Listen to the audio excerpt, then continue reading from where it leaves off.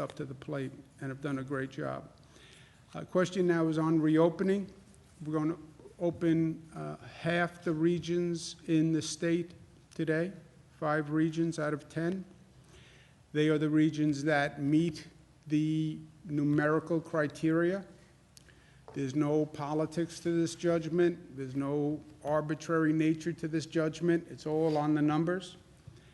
7 criteria, which basically measure the infection rate, hospitalization rate, testing rate, et cetera, and that's how the decision is made. For those regions that don't qualify to open today, we're extending what's called the New York Pause Order, which is the close down of services and institutions that have been closed down.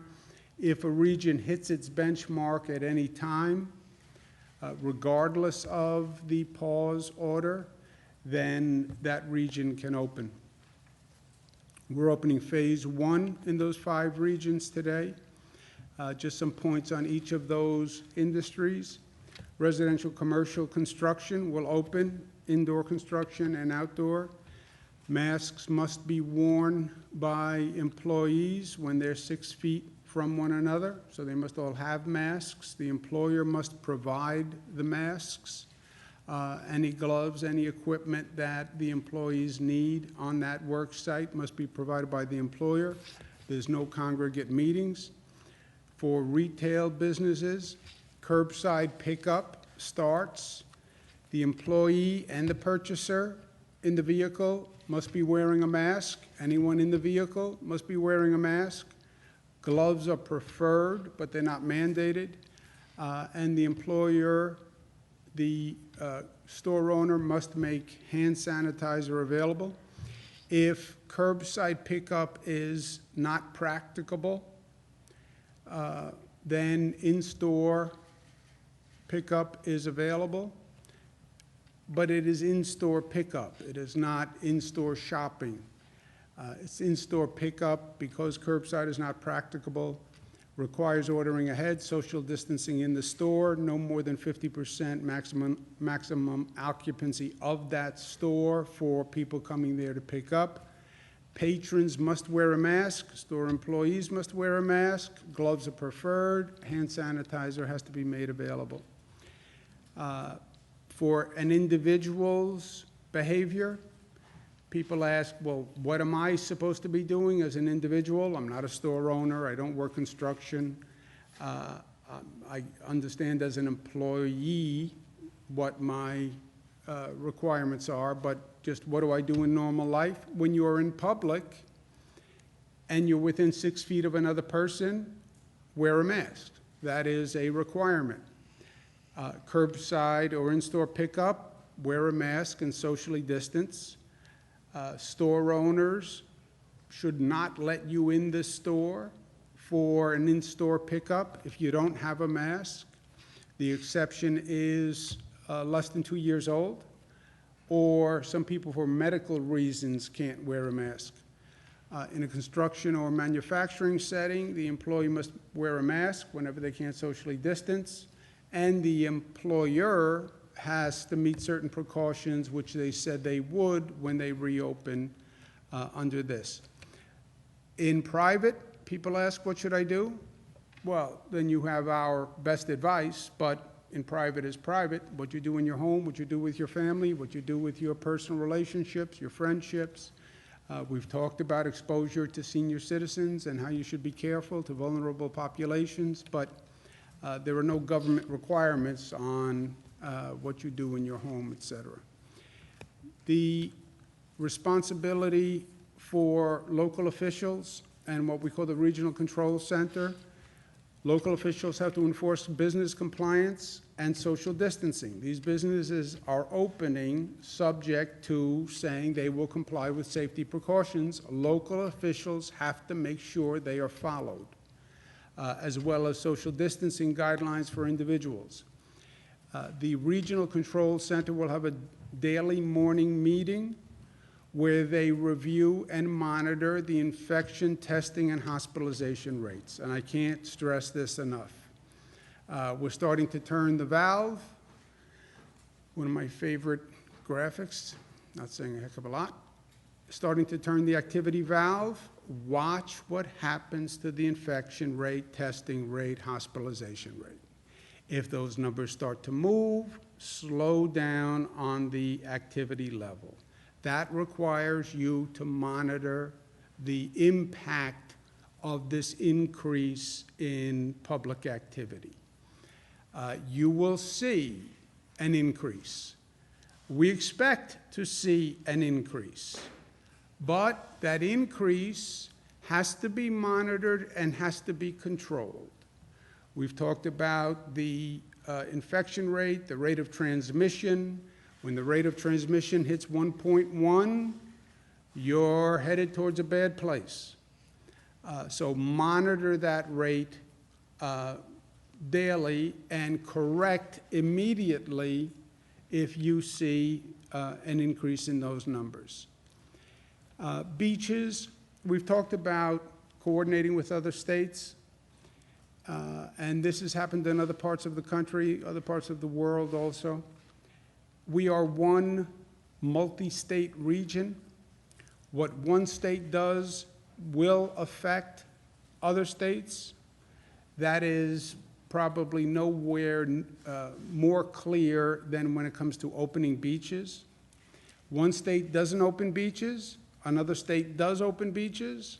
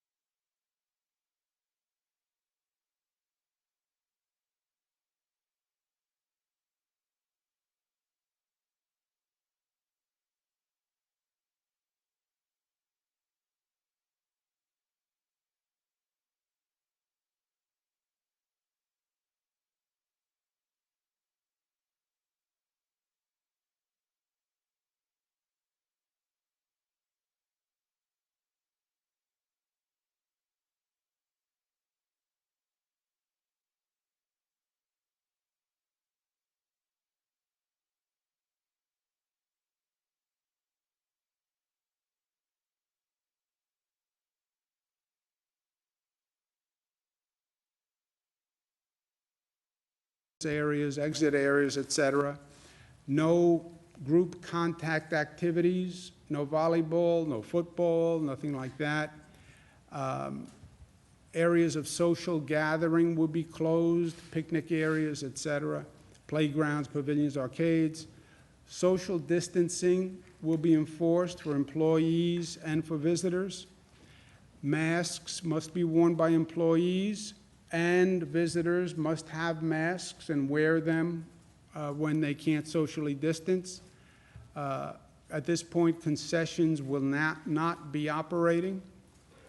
We don't want long lines of people waiting on concessions, for concession stands, and we'll ensure that staff levels are adequate to enforce these measures. On the beaches that are controlled by cities, towns, counties, municipal beaches, municipal lakes, the local government can decide to open or stay closed.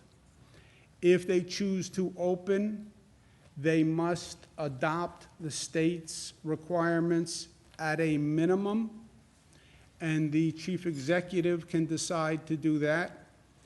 If they want to impose additional requirements above and beyond the state requirements, they are free to do that. That will be done by a home rule message.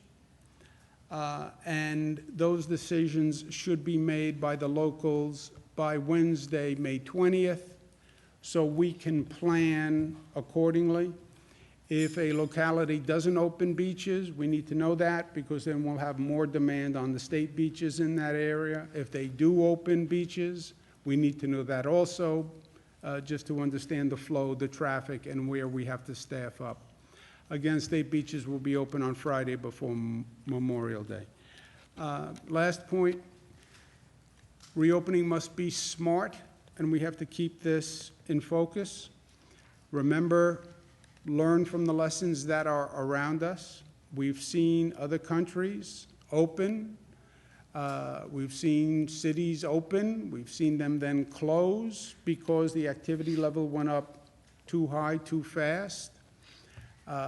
We see countries like Germany that are reopening, but they're seeing that infection rate go up, and they're monitoring it very closely. We expect the rate to go up, but it has to go up at a rate that we can control, right? And the risk is the activity level increases quickly, and then the virus spreads quickly. You overwhelm the health system, et cetera. So this has to be monitored very closely. A lot of it is going to fall on the local governments, and we need them to really step up here on the compliance for businesses and for individuals. The testing and tracing is one of the key monitors on that dashboard. They all meet the minimum testing and tracing requirements, but they have to do it also, and it has to be done every day, and that is a logistical, operational challenge. We're working with them to do that, but that has to be done every day. And the monitoring of all the indicators, again, and quick reaction. These indicators will be online for everyone, not just for local governments. They're on the website. I would suggest everyone look at them for their county, their region, so they know exactly where they are every day. They're updated daily. And how this goes is up to all of us. Stone to stone across the morass, as my father used to say. You're going through a morass, and we are in a morass. There's no doubt about that. Find a stone, find firm footing, and step onto that stone. Then you find the next stone, then you find the next stone. That's what we have been doing. This reopening is the most data-driven, fact-specific, science-driven reopening that has been done, period. It's all about the numbers and the facts. That's right. Second stone is, now you start to reopen, do it intelligently and do it with discipline and not with emotion. And government has to be there and government has to perform. But to be up to all of us, it means it has to be up to each of us at the same time, right? And that is very important here, that each of us understands our responsibility. And that's how this has worked from day one. Government, government, government. It's not about government. It's about what people have decided to do in this situation. How did we bend that curve? When they write the history books, they're going to write about how New York turned that curve. And that was done by New Yorkers. It was not a governmental act. No government could tell 19 million people, stay at home, don't go to work, wear a mask, socially distance. That's not government action. That's social action. Those are people who choose to do the responsible thing, I think, because we gave them the facts. But they reacted intelligently. They responded responsibly. And we have to continue that. You know, with this virus, I just want to say on a personal level, and I want to make sure everybody understands this. The facts here have been changing, and the facts have only been getting more negative. This started that it was only going to attack vulnerable people, seniors, people with comorbidities. I was speaking to a doctor today about a young person who passed away of a stroke from COVID. No underlying conditions, nothing else. It was a stroke, no respiratory illness. Well, what happened? Well, apparently the virus can affect the heart and the liver and other organs besides the lungs, and we didn't know that. Children weren't going to be infected, well, except now we're studying 100 cases where children are in fact affected by the virus, and some of them very serious. And that 100 cases, I'll wager that's going to only go up, and it's going to be much more widespread than anyone thinks. So the amount of personal responsibility here to keep oneself safe, to keep one's family safe, I cannot stress highly enough. Do not underestimate this virus, and do not play with this virus. I can be asymptomatic and not know that I have the virus, but I can put my hand down on this table today. You can come touch this table 3 hours from now and pick up the virus. I can walk into a store to pick up a package, not know that I have the virus. Put my hand on a stainless steel counter. You can come in the store the next day, put your hand on that counter, and pick up the virus. I don't care how diligent the store owner is and how many masks you wear. That's how powerful this virus is. Well, it's only old people. No. Tell that to the families who have an 8-year-old and 7-year-old in the hospital. Tell that to the 21-year-old girl's family, where the 21-year-old girl passed away. Everyone is vulnerable to this virus. Everyone. And government can't keep you safe. Only you can keep yourself safe. But when you keep yourself safe, and I keep myself safe, that's the way we keep all of us safe. That's the story of life, and that's the story of where we are today, and that's the story of being New York tough, which is tough, but it's smart and united and disciplined, and it's being loving and responsible for one another. Questions? We've talked a lot about nursing homes and the spread in nursing homes. It's recently been brought to our attention that there are a high number of cases in OPWDD group homes. These are group homes for the disabled across the state. OPWDD says they have almost 2,000 cases now in group homes and 324 deaths. A staff member contacted me saying that they're concerned about the policy in the group homes. First of all, the staff are telling me that they're being moved around to different homes, and we know a lot of the homes have had COVID. So they're afraid that, I guess there's a staffing shortage, and so the nurses and the staff in there are being moved around. That is one protocol that they brought to your attention. They also are concerned because they're having problems social distancing in this community, and it's a very high-risk community. What is your response? We've also heard from family that are saying they just don't feel, they are not feeling like this community of the disabled is getting attention. Yeah, I think the basic point is what we've been talking about, right? It's the same with a nursing home, it's a prison, it's any congregate facility. There's no doubt where you have a congregation of people, that is a place where the virus can transfer.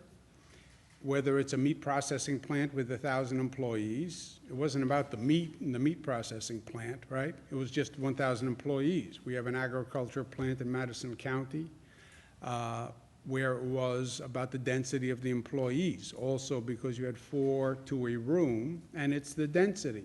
We started this with the hotspot in New Rochelle, Westchester. Before they even called it a hotspot, it was the first one in the country. It was one person, super spreader, new term, who was with a couple of hundred people at a gathering, and dozens got sick. So the congregate facilities of people That's all it is. It's just wherever you have a density, a gathering of people, that is a problematic area. Nursing homes worst, but if you have a community group home and you have 6 people living in a house, that is a place where you want to watch. Now, 6 people in a house is not as bad as, 1,000 people in a prison or 300 in a nursing home. But any place where you have a gathering. On the moving of staff, I don't know if that's right or wrong or normal operating procedure or not, but we can check. But I just don't know. Marina? Governor, how many tests a week will New York need to get to test all nursing home staffers and essential workers? And on the nursing home staffing questions, does New York have the current capacity to test as many nursing home staffers as you're requiring them to do? And if not, how will your administration make sure there's the capacity to get there? And when has the president fulfilled his end of the bargain when he told you that he was going to be helping with the supply chain issue for testing manufacturers? Okay, it's a lot there. Let's unpack it one at a time. I don't know the policy at OPWDD, but we'll check what the staffing policy is and we'll check if there was a change. On the testing, we're doing more testing than any state in the United States. We're doing more testing per capita than many countries on the globe. And we're ramping up dramatically and quickly. We have to test staff in nursing homes. We have the most aggressive requirement, I understand that, 2 tests for every staff member per week. And that is the most aggressive, but this is the most vulnerable population. Testing is much more available than it's ever been in the state. There are parts of the state where we have more testing capacity than people are using. We have drive-throughs, drugstores that are performing tests who say they don't have enough clients coming in, believe it or not. We're getting more testing kits. We're sending about 120,000 out to nursing homes now. So it is something we have to do and we will do. But we need, this is one of those situations where it's never been done before. It is very hard to do, but we have to do it and we will do it, just like we have done all across the board. As far as what the federal government is doing, the federal government is helping the supply chain for the national manufacturers. The way this works is the end user, is let's say a nursing home or a drive-in or a pharmacy, they are implementing the test. They purchase the test from a national manufacturer, and they purchase the machine from the national manufacturer.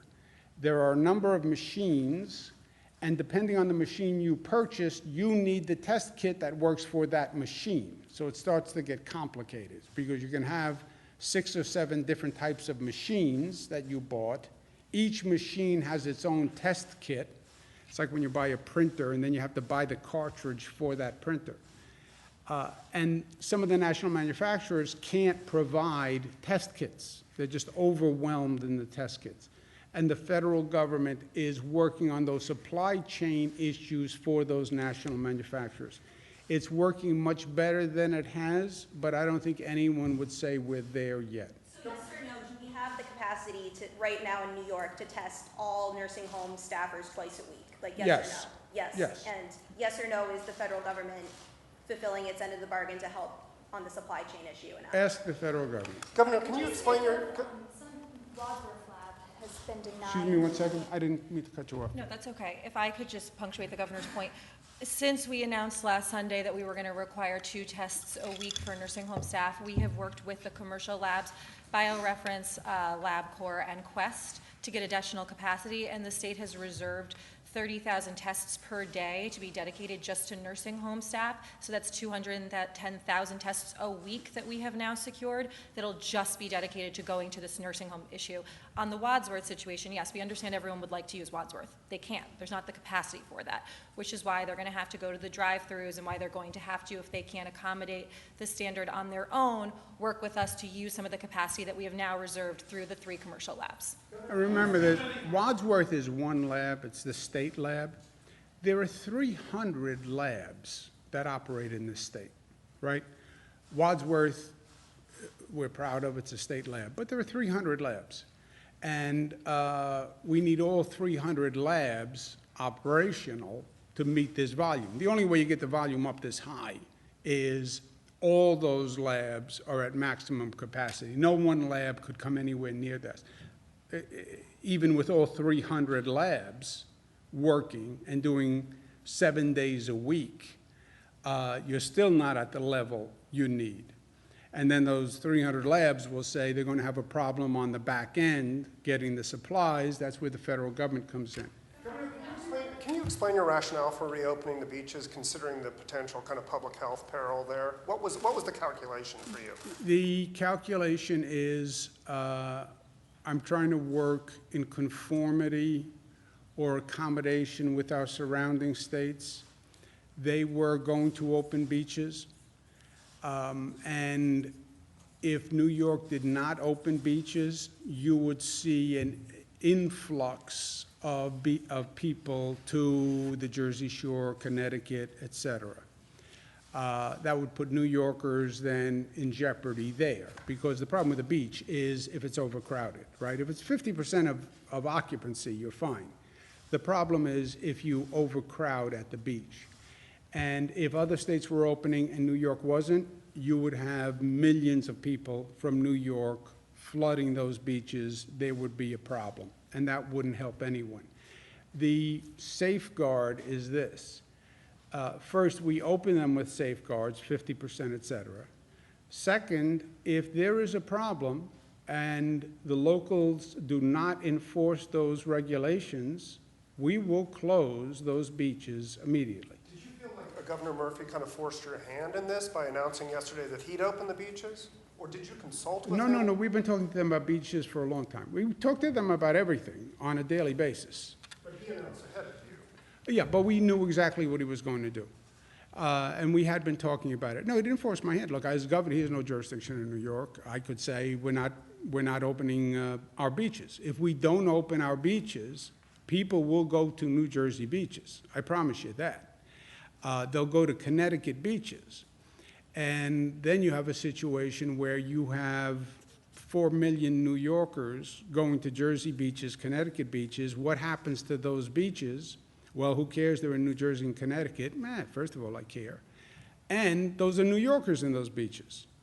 So I think this plan makes the most sense. Is there a risk that the locals won't enforce the rules? Yes. Or the beach will get overwhelmed and they can't enforce the rules? Yes, that is a risk. And we have eyes wide open. And if that happens, we will close the beach the next day. That quickly. So you're talking about Yes, yes. So it'll be day. You want to make a point? Did you want to make No, a I point? just want to say, but just to be clear, Jesse, we had the multi-state agreement in place yesterday when Governor Murphy spoke at a high level that the states had been coordinating. That wasn't something that they announced and then we came to an agreement on.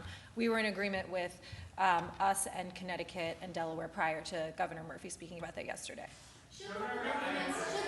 I think Connecticut had always said the beaches were. The Connecticut beaches actually were never closed, but Let's do someone else, yes? Local governments, well, it is up to local governments to enforce that businesses are complying with health and safety standards. Is there a way that the state's going to give some guidance to local governments on how they can, I guess, keep businesses in check? And also, there is a website that the state has that employees can submit complaints against businesses that are not complying with these health and safety standards. What's being done with this information as well?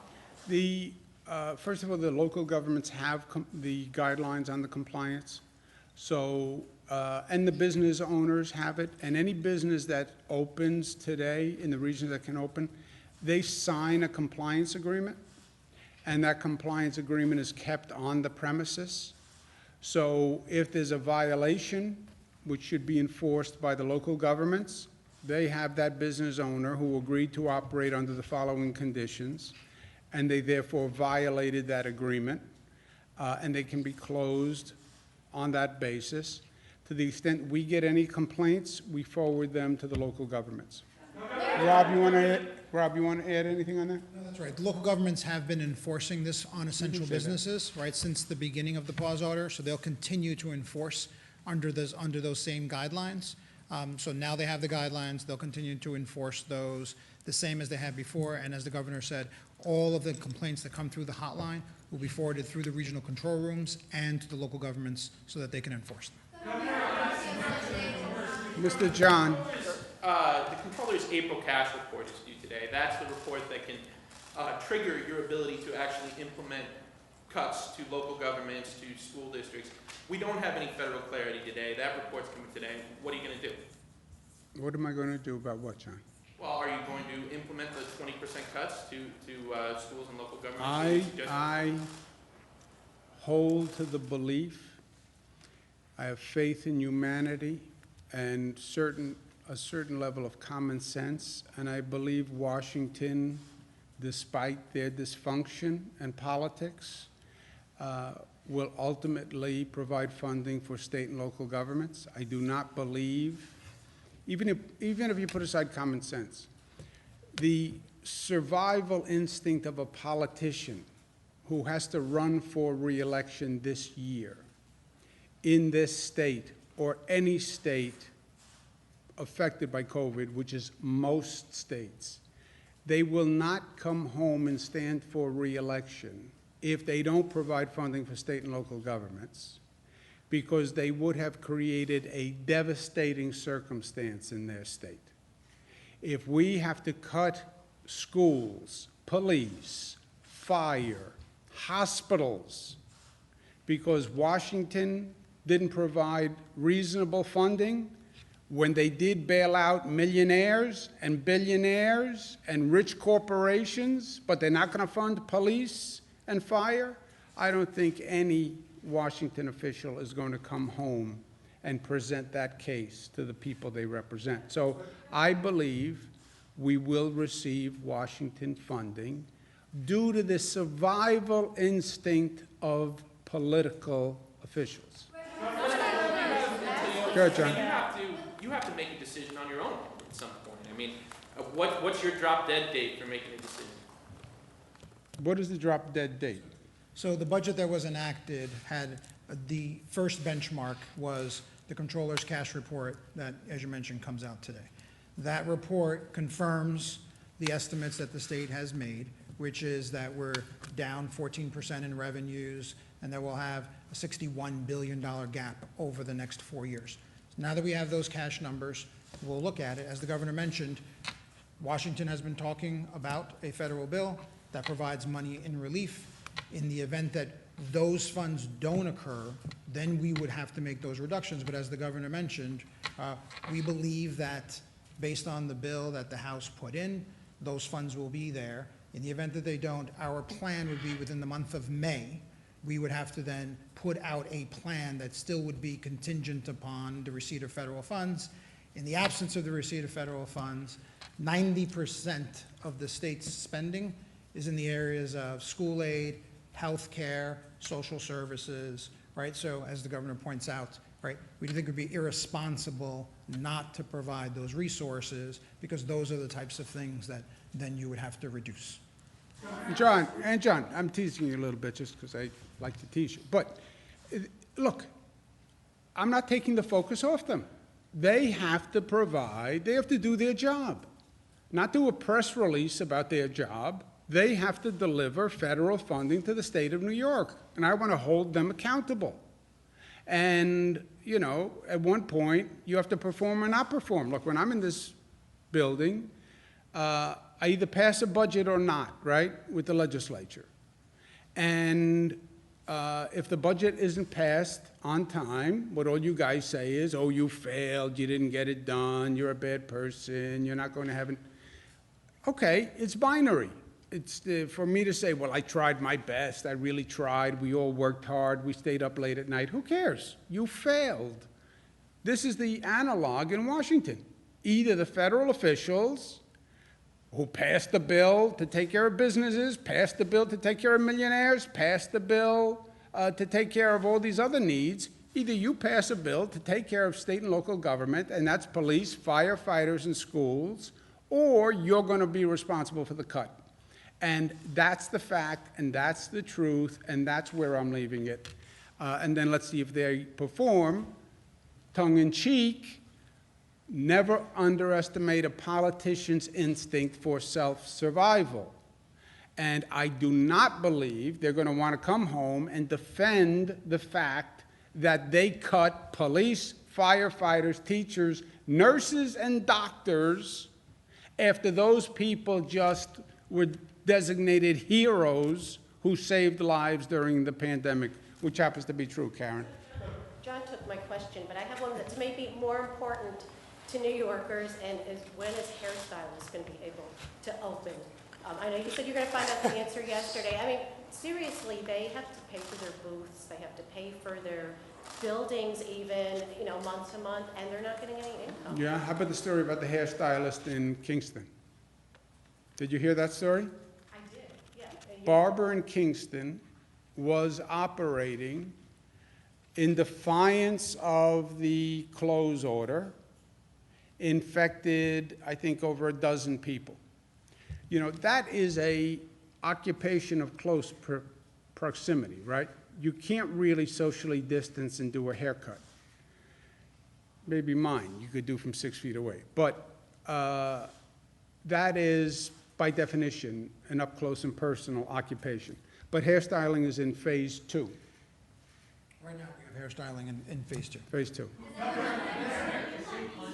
Governor, this week the state court system announced that they would be reopening certain upstate courthouses, allowing judges and staff to come back. That sort of service seems to fall into the definition of professional services in phase 2. What do you make of their decision to open up on a phase 1 timeline? The court system? Yes. Look, doing justice. If you want to talk about an essential service, justice is an essential service. And for you, Dr. Zucker, what sort of advice can you give to people who are not currently infected but might become infected and will have to overcome the illness while at home? What sort of things should they have going in, if just baseline, if they were to get infected?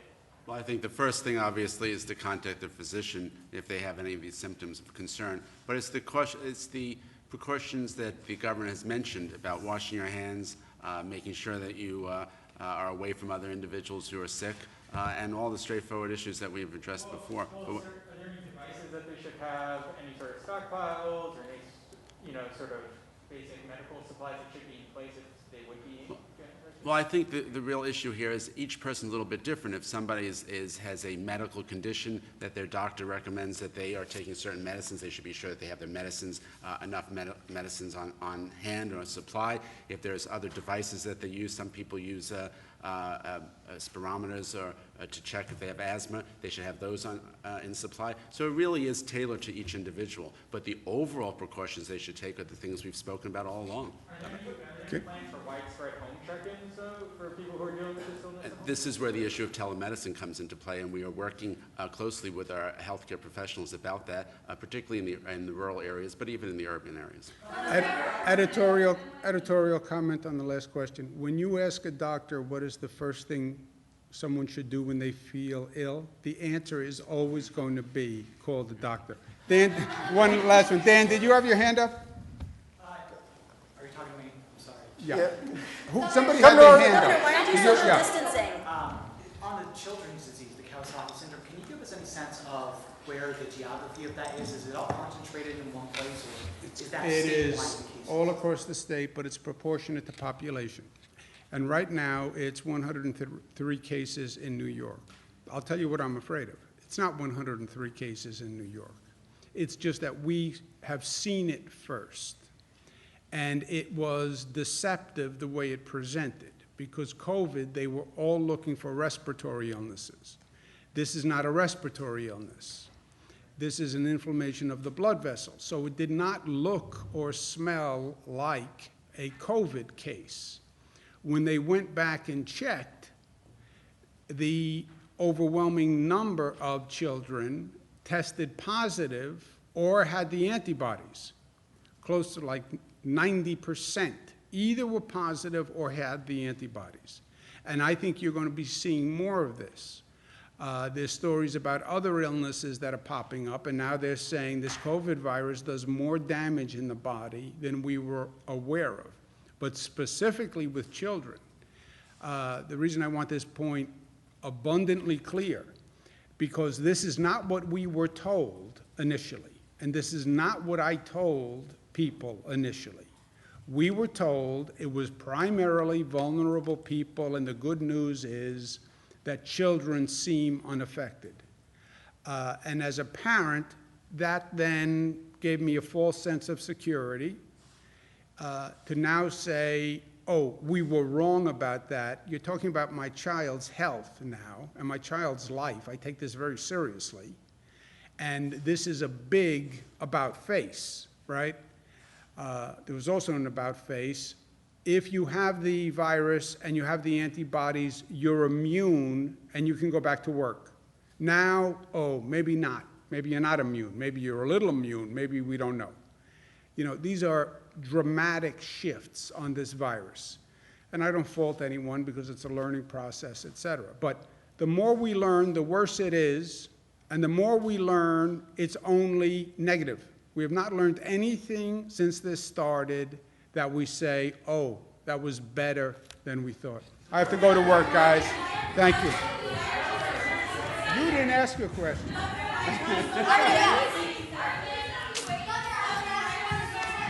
will talk to you tomorrow, Saturday. Yay, Saturday service.